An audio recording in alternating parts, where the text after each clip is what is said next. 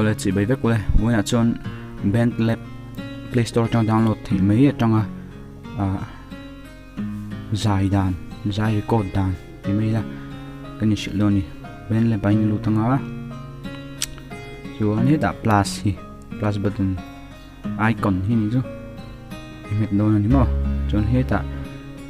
optional on ma pali pangavel voice mic looper midi instrument guitar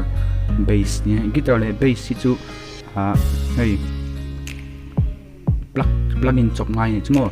chọn looper te hey oma voice mic kan voice nia simpler hey chu ka chiang big lo chọn import check a hen kan lu don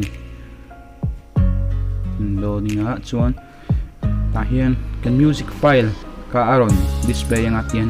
kan music file duber kan karaoke ka kan thang ka don ani mo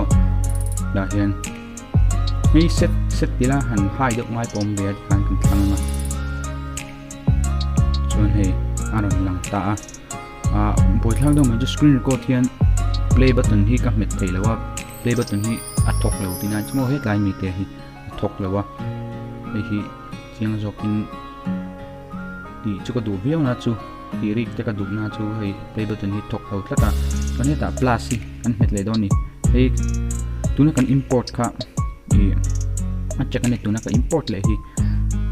a voice ki mani o kan da lu na tur ka ni nga chuan heta record button